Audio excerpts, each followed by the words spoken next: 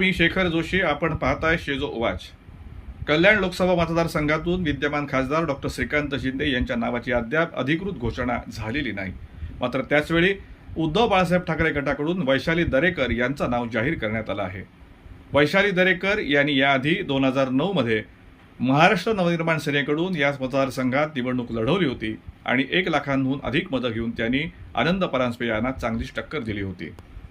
कल्याण लोकसभा मतदारसंघातून आदित्य ठाकरे, सुषमा अंधारे, वरुण सरदेसाई तसंच आनंद दिघे यांचे पुतणे केदार दिघे यांच्या नावाची चर्चा होती.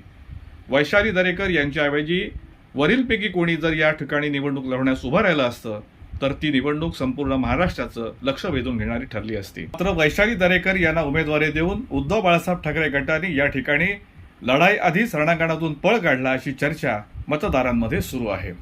अर्थात असं असलं तरी वैशाली दरेकर यांचं हे धाडस नक्कीच कौतुकास